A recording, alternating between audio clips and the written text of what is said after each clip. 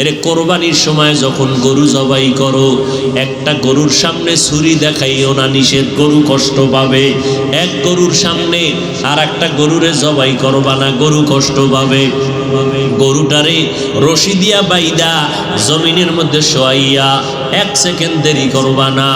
কিন্তু আমাদের সমাজের মানুষেরা কোরবানির সময় গরুটারে হাতে পায়ে বান্ধিয়া মাটির মধ্যে শোয়াইয়া এরপরে বিশাল চিঠি পড়ে, অমুকের মাইয়া, অমুকের ভোলা, এইরকম 7 নাম 13 বাড়ির নাম নিয়া গোষ্ঠী শুদ্ধা নাম পড়ে।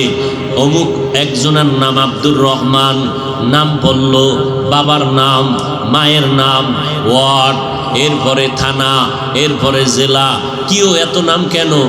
আমার এই নামে তো অমুক জেলায় আরও থাকতে পারে, যদি এই জেলার নাম না কও তাহলে আমার দোয়া তো আর এক জেলায় চলে যাইব। এই জন্য আমার গোষ্ঠী শুদ্ধ সব নাম ক। 7 জনার নাম কইতে কইতে গরুটা আদা মরা হয়ে গেছে। ও আল্লাহর বান্দারা, এগুলো শুধু মূর্খতা আর কিছুই না।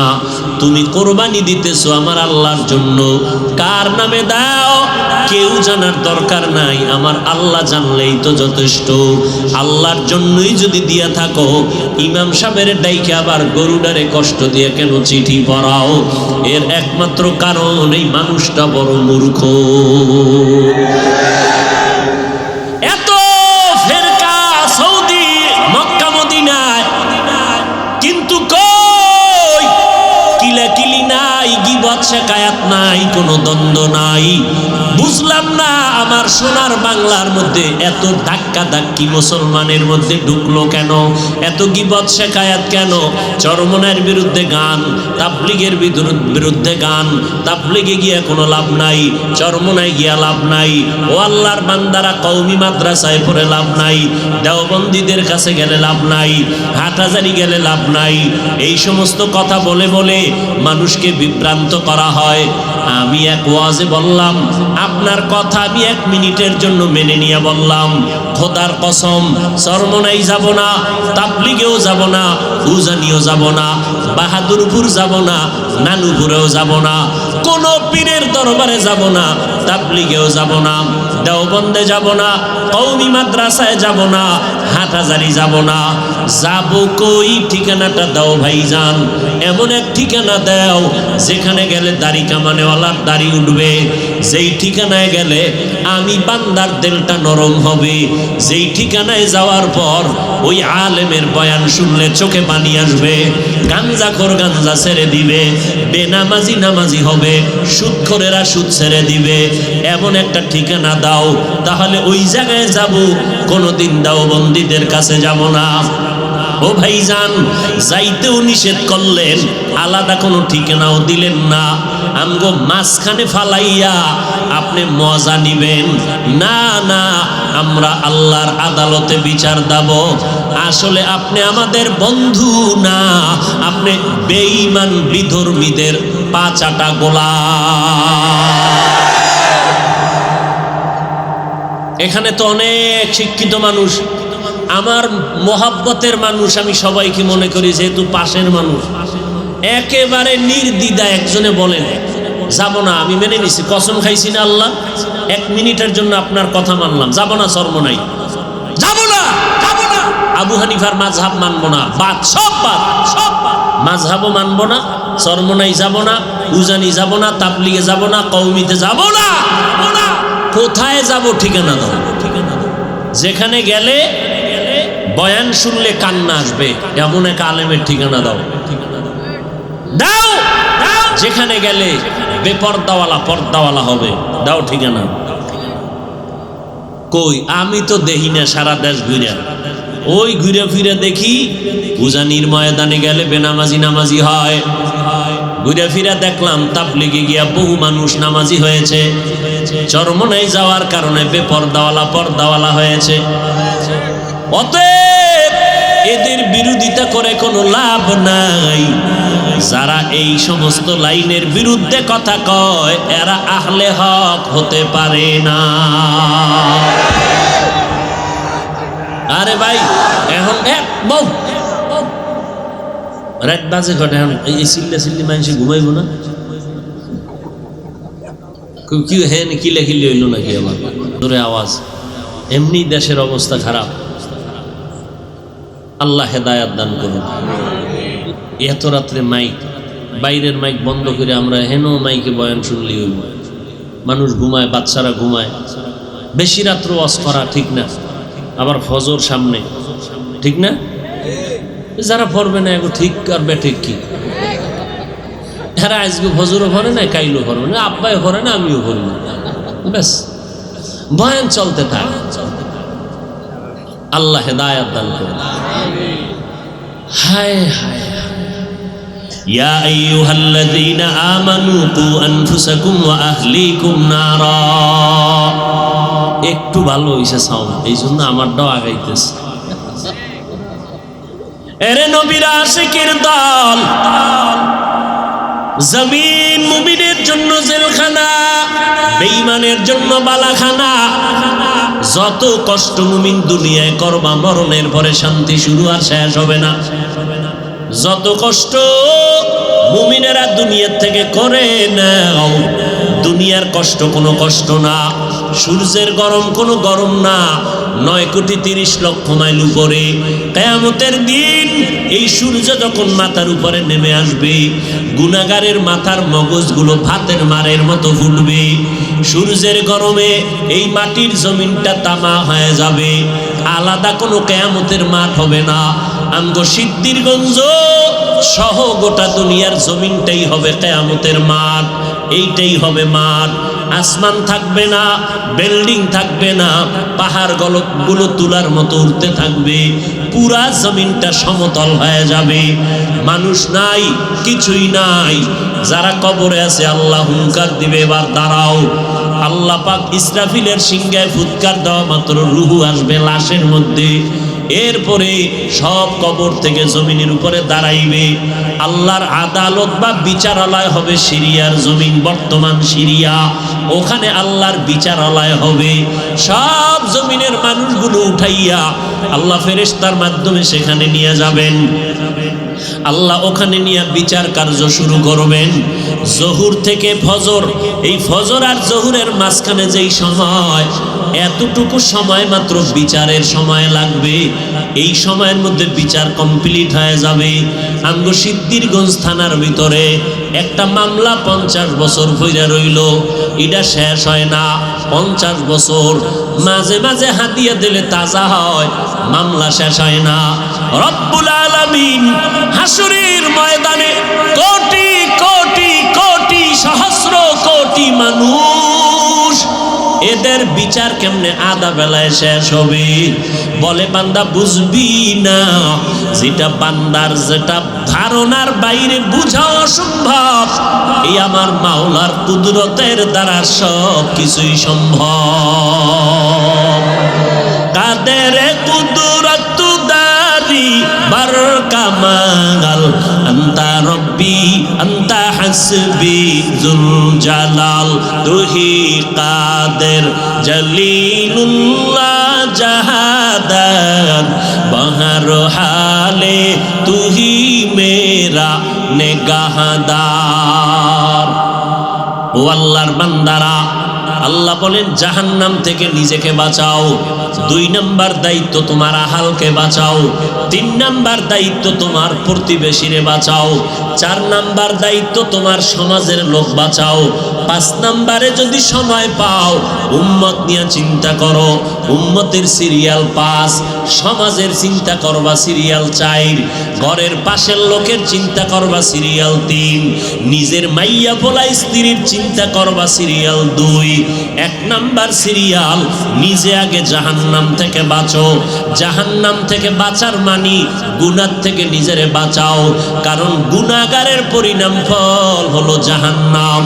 ও এলাকার মুসলমানেরা, এরে যুবক, ওই অন্ধকার কবরে যাওয়ার আগে নিজেকে জাহান্নাম থেকে বাঁচাও, কারণ জাহান্নামের আগুনের ইন্ধন হবে মানুষ আর পাথর।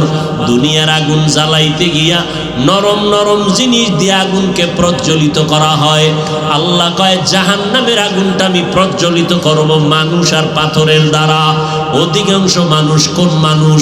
আমি আল্লাহ পাক যারে এত নেয়ামত দিলাম, সূর্যের আলোটা ফিরিয়ে দিলাম, চন্দ্রের আলো ফিরিয়ে দিয়া দিলাম, বাতাসটাও ফিরিয়ে দিলাম, নদীর পানি ফিরি, ও বান্দা জমিনটাও ফিরিয়ে দিলাম।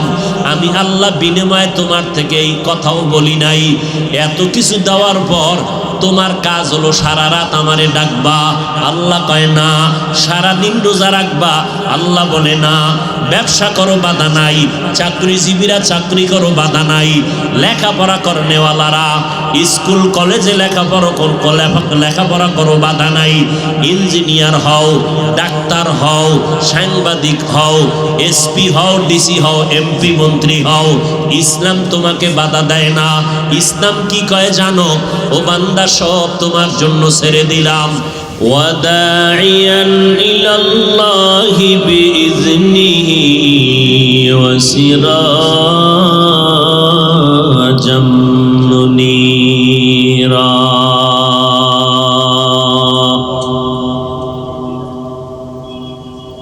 اللهم صل على محمد النبي الأمي وعلى آله وسلم تسليما. وبعد فأعوذ بالله من الشيطان الرجيم. بسم الله الرحمن الرحيم.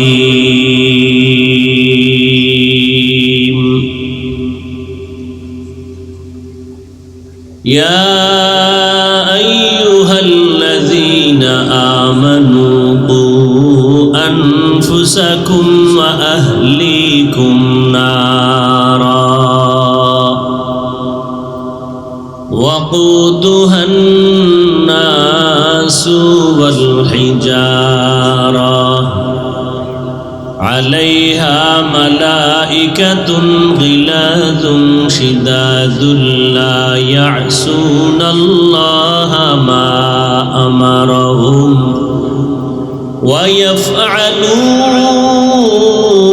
ويفعلون ما يؤمرون.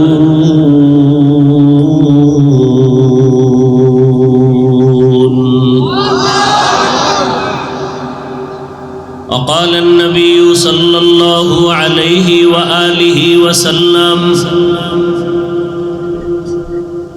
الدنيا سجن المؤمن وجنة الكافر، أو كما قال النبي عليه الصلاة والسلام.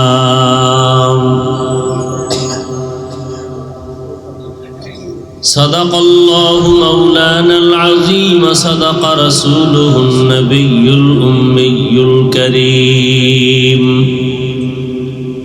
ونحن على ذلك من الشاهدين والشاكرين والذاكرين،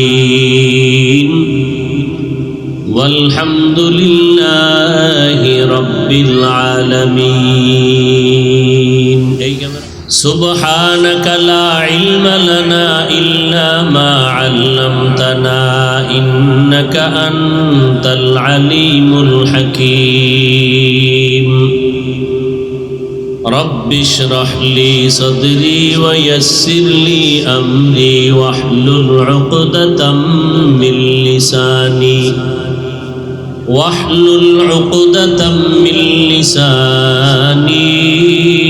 يفقه قولي.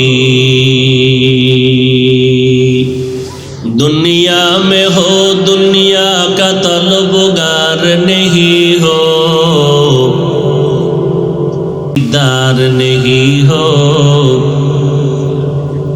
बाजार से गुजर हो खरीदार नहीं हो. एक चश्मे ज़दन गाफिल ज़ा शाह नबाशी, এক চশমে জদন গাফিল আযা শাহ নবাশি শায়দ কে নিগাহে গুনাহগাহ নবাশি শায়দ কে নিগাহে গুনাহগাহ নবাশি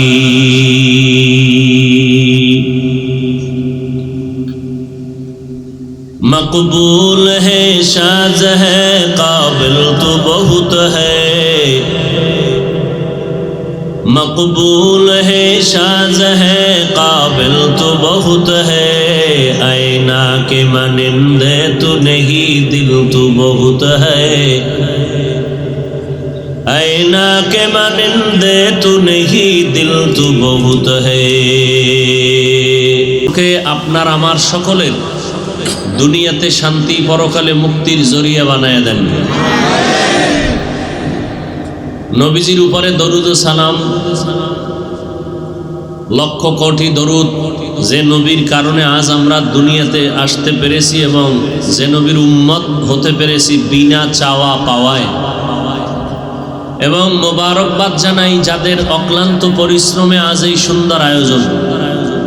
পরামর্শ অর্থ দিয়ে দোয়া করে উপস্থিত হয়ে মাইক লাইট প্যান্ডেলের ব্যবস্থাপনার মাধ্যমে সহযোগিতা যারা করেছেন, ইকো কমাও, আল্লাহ প্রত্যেককে দুনিয়াতে শান্তি পরকালে মুক্তি দান করেন। সংক্ষিপ্ত আলোচনার জন্য আমি কোরআনে হাকিমের সূরা তাহরিমের এক আয়াত পড়েছি, রসুল আরবির হাদিস থেকে একটি হাদিস পড়েছি। আয়াত ও হাদিসের আলোকে সংক্ষিপ্ত সময় ইখলাসের সাথে রুহানিয়াতের সমন্বয় কিছু কথা বলার মতো, শুনবার মতো আমাকে আপনাদের সবাইকে তৌফিক দান করুন। আজকে আমার মাদ্রাসার প্রোগ্রাম। আপনারা তো অবশ্যই মাদ্রাসা চিনেন, অনেকে জানেন কোথায়, আদর্শনগর মাতুয়াইল মা ও শিশু মেডিকেলের ভেতরে প্রতি মাসের দ্বিতীয় শুক্রবার, আজকে দ্বিতীয় শুক্রবার আসর থেকে এশা ইসলাহি প্রোগ্রাম। আমি ওখানে অনেক আল্লাহর বান্দা, অনেক ওলামায়ে কেরাম, এদেরকে সময় মাগরিব পরে বয়ান করি প্রত্যেক মাসে একদিন, দ্বিতীয় শুক্রবার। যেহেতু আপনারা আমার প্রতিবেশী, কাছের মানুষ, আপনাদের কাছে দাবি ইনশাআল্লাহ আগামী মাস থেকে যাবেন, কি নিয়ত করা যায় না? আগামী মাসে নভেম্বরের দ্বিতীয় শুক্রবার, খেয়াল রাখবেন, আসর থেকে এশা। কিন্তু এরপরও ওলামায়ে কেরামদেরকে সময় দিতে হয়। এই জন্য এবছর যে প্রোগ্রামগুলো নিয়েছি এগুলি 12টার আগে যাওয়ার কোনো সুযোগ নাই, আর আগামীতে এই দিন আর প্রোগ্রাম নিব না। যেহেতু অনেক মানুষ, ওলামায়ে কেরামদেরকে একটু সুযোগ দিতে হয়। আপনাদেরকেও দাওয়াত দিলাম, ইনশাআল্লাহ যাবেন তো? এতগুলো সব মানুষ গেলে আমার ওখানে কিন্তু জায়গা হবে না। তবে দোয়া করবেন আল্লাহ পাক যেন প্রত্যেকটা মানুষ যাওয়ার মতো সেই পরিবেশ এবং জায়গার ব্যবস্থা আল্লাহ রব্বুল আলামিন কুদরতের দ্বারা করে দেন। ফাঁকে দিয়ে দাওয়াতটা দিয়ে দিলাম। কবে? প্রত্যেক মাসের দ্বিতীয়, আগামী মাসে কবে হইব? 11 তারিখ, আগামী মাসে মনে হয় দ্বিতীয় শুক্রবার 11 তারিখ, আসর থেকে এশা। গেলে বুঝবেন। আর অনেকে দেখা করার সুযোগ পান না, ওখানে যাবেন, কাছে আসি, আসা যাওয়ার দ্বারা মোহাব্বত বাড়ে, ফায়দা হবে, কোনো ক্ষতি হবে না ইনশাআল্লাহ। অনেক ওলামাদের সাথে মোলাকাত হবে, অনেক আল্লাহর বান্দাদের সাথে মোলাকাত হবে, এক ভিন্ন পরিবেশ। আল্লাহ ইসলাহি ইজতেমাকে জগতের মানুষের হেদায়াতের জন্য আল্লাহ কবুল করেন।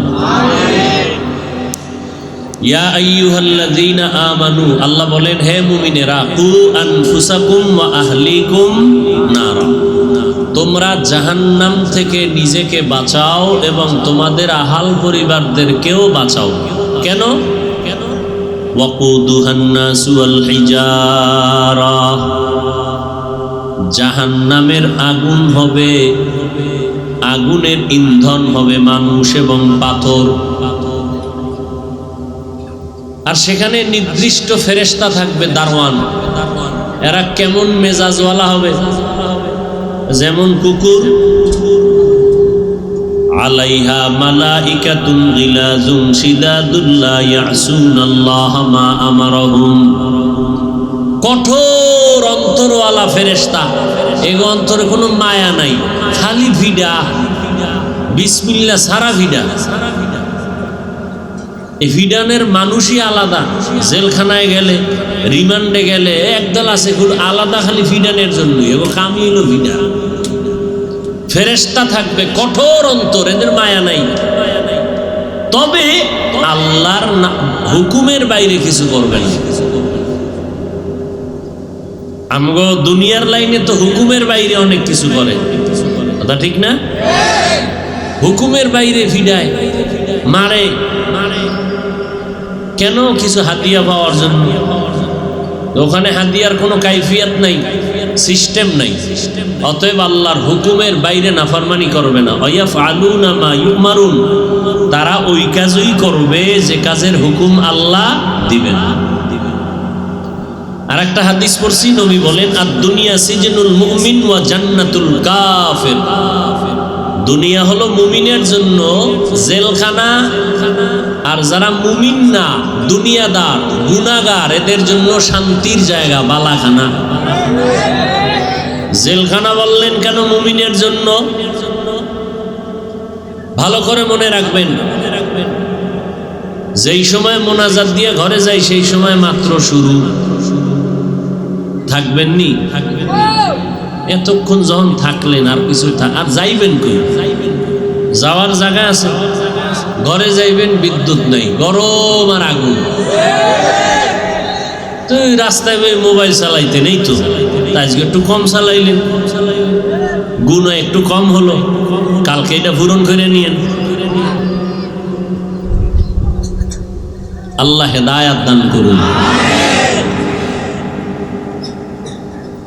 জেলখানা মুমিনের জন্য দুনিয়াটা। আল্লাহ পাক রব্বুল আলামিন মুমিনদের জন্য পুরা দুনিয়া জেলখানা বানায় দিলেন। কারণ ভালো করে মনে রাখবেন, আপনাদের এটা কোন থানা? সিদ্ধিরগঞ্জ। বাজার আছে না?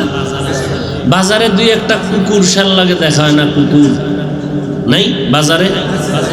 এই যে কুকুরগুলো ঘুরে মাথার থেকে সে মাথায় শুধু তাওয়াফ, সারাদিন মনে হয় 33 বার তাওয়াফই করলো বাজারের এ মাথা আর যে মাথা। একজনে খাইটি যদি বাঁকা হয়ে না দৌড়ে সোজা দৌড়িত তো পুরা নারায়ণগঞ্জ জেলা ঘুরাইতে। বাঁকা হয়ে দৌড়ায় জাগার কুকুর। এই যে কুকুরটার কোনো দাম, কিন্তু যেই বড় লোকের বাড়ির দরওয়াজা একটা কুকুর বাড়ি পাহারা দেয়, ওই কুকুরটার গলায় শিকল লাগানো। ওই কুকুর যখন তখন যেখানে সেখানে যেতে পারে না, পরাধীন। ও একটা মালিকের বাড়ি পাহারা দেয়, মালিকের ফ্যান কুড়া, মার খায় ভাতের, যা পায় তাই। রাস্তার ওই কুকুরটার কোনো দাম নাই, কিন্তু বাড়ির দরজার ওই শিকল লাগানো কুকুরের দাম। কেন? স্বাধীন জিন্দেগির কোনো দাম নাই। এই জন্য আল্লাহ পাক মানুষকে স্বাধীন করে দেন নাই। বিশেষ করে যারা মুমিন তাদেরকে আল্লাহ একটা পরিসীমার মধ্যে দিয়ে দিয়েছেন। আদম নবীরে আল্লাহ পাক জান্নাতের মধ্যে দিলেন থাকার জন্য। জান্নাতে থাকতেছেন, হঠাৎ আদম নবী ঘুমাইয়া গেলেন। গভীর ঘুমে নিমগ্ন আদম নবীর পাজরের থেকে আম্মাজান হাওয়াকে আল্লাহ বানাইলেন। আম্মাজান হাওয়া আলাইহিস সালামকে বানাইয়া আদম নবী ঘুমায়, টের পায় নাই, বহু দূর জান্নাতের ময়দানে বসায় রাখলেন সুন্দরী রূপসী। আদম নবী ঘুম থেকে উঠা দেখে অচেনা এক ডানা কাটা পরি। কইতো নাইলো কেমন যেন চুম্বকের মতো আকর্ষণ শুরু হয়ে গেল। আল্লাহ কয় আদম কোন দিকে যাও? ওদিকে যাইতে চাওনি? বলে হ্যাঁ মন চায়। বলে তো মোহর আদায় কর। মোহর কেমনে আদায় করবা? বলে 4 বার অথবা 11 বার আমার মুহাম্মদের উপরে দরুদ শরীফ পড়ো।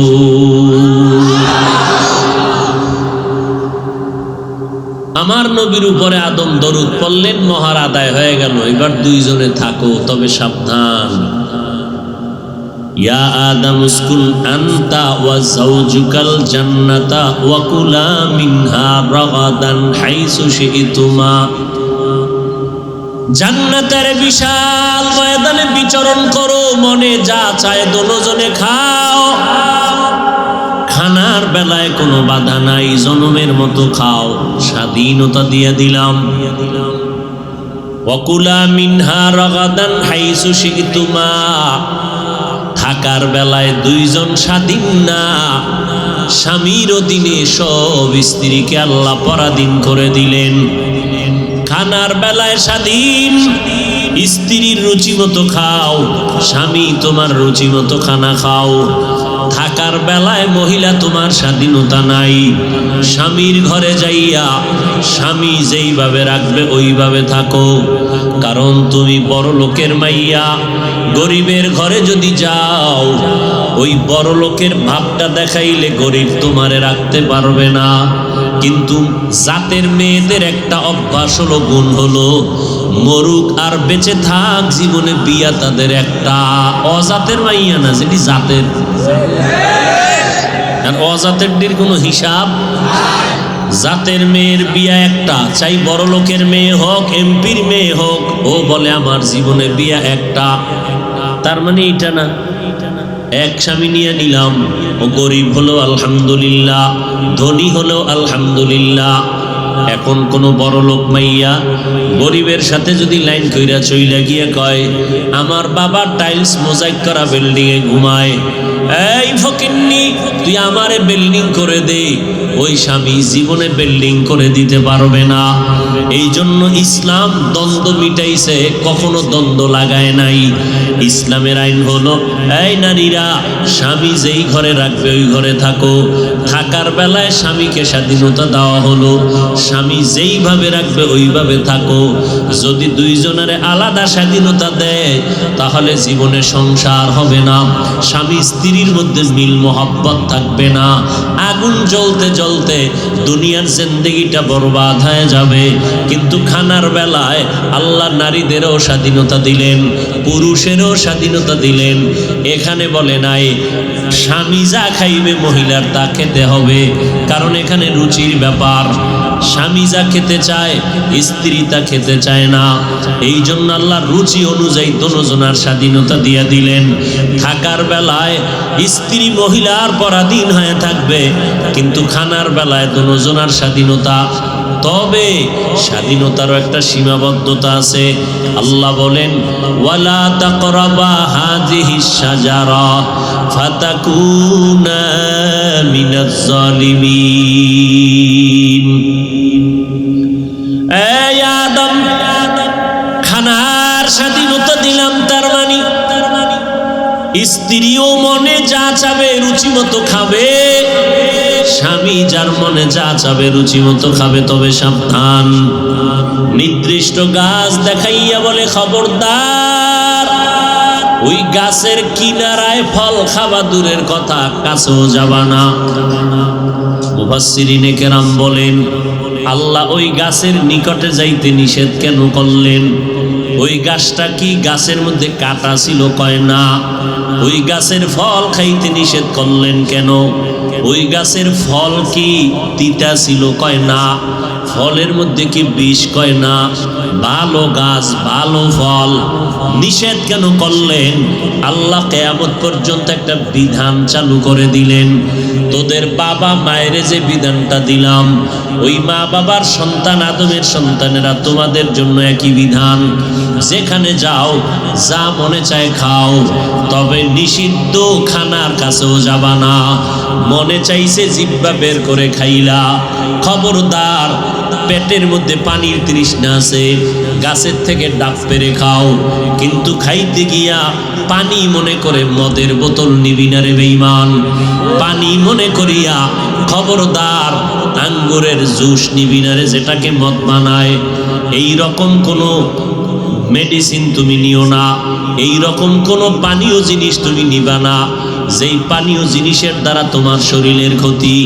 সমস্ত ডাক্তারেরা বলে পেপসি খাই, কোকোকোলা খাই, আর যা কিছু খাই, প্রত্যেকটা মানুষের দেহের জন্য ক্ষতি। অ্যালকোহল লাগানো উপকার নাই। ও নবীর উম্মত, সাময়িকভাবে একটু মজা লাগতে পারে, পেটটা একটু ঠান্ডা করবে, কিন্তু এর ক্রিয়া বড় খারাপ। আল্লাহ কয়, মন চাইছে ভাত খাবা খাও, মন চাইছে গোশত খাবা খাও, কিন্তু কুকুরের গোশত খাইও না। খবরদার, সীমাবদ্ধতা দিয়ে দিলাম। আমি আল্লাহ যা খাইতে বলেছি তা খাইও, যা নিষেধ করেছি তার থেকে ফিরে থাকো। স্বাধীন জীবন ভালো না, স্বাধীন খানা ভালো না। জঙ্গলে বহু প্রাণী আছে, একটারও দাম নাই, ওই প্রাণীটার দাম এক। বহু পাখি আছে, উড়ায় পাকা আকাশে উড়ে, একটা পাখিরও দাম নাই। যেই পাখিটা খাঁচায় আটকানো মালিকের কাছে, ওই পাখিটার দাম। তোতা পাখি সমাজে অভাব নাই, বাগানে বাগিচায় জমিনে অভাব নাই, কিন্তু মালিকের খাঁচায় যে পাখিটা আটকানো, এটার দাম লক্ষ লক্ষ টাকা। এরে নবীর উম্মতের দল, আল্লাহর জমিনে বহু বান্দা আছে, অভাব নাই, মানুষের অভাব নাই, নারী পুরুষের অভাব নাই। আল্লাহর কাছে ওই মানুষের দাম মোটেও নাই যেই মানুষটা সারা বাড়ির মতো চলে, কিন্তু যেই মানুষটা আল্লাহর ঈমানের খাঁচার মধ্যে আটকানো, যে বলে আমি মুমিন, আল্লাহ কয় এই মানুষটার দাম। বলে কেমন দাম? ও বান্দা, ওয়াজের প্যান্ডেলে বসছো, বসার সাথে সাথে সব গুনাহগুলো মাফ করে দিয়েছি। ঈমানের খাঁচার মধ্যে যেই মানুষগুলো আটকানো, যাদের গলার মধ্যে কালেমার রশি লাগানো, যেই বান্দা হাঁটতে চলতে চিন্তা করে রিজিকের মালিক আমার আল্লাহ, হায়াতের মালিক আমার আল্লাহ, ইজ্জতের মালিক আমার আল্লাহ, ও দয়ার মালিক আমার আপন কেউ নাই, আমার মা বাবা ভাই বোনেরা কেউ আমার আপন না, আপন আমার আল্লাহ, আমার আসল আমার মায়ার নবী মুহাম্মদ। ওই নবী আমার আসল, আর আমার আল্লাহ হলেন আমার আসল। মায়ের গর্ভে আমার আব্বা খানা দেয় নাই, মায়ের গর্ভে আমার আম্মা জান খানা দেয় নাই। এমনকি যেদিন দুনিয়াতে আসছি, আম্মা জান আমারে খানা দিতে পারে নাই, আব্বা জানও দিতে পারে নাই। বরং আমি আল্লাহ দুনিয়াতে যাওয়ার আগে খানার আয়োজন করে দিলাম, তোর মায়ের বুকে দুধের আয়োজন করলাম। এ বান্দা, তোর 24 ঘন্টা বেশি দরকার পানি, তোর আব্বা তোরে পানি দিতে পারে নাই।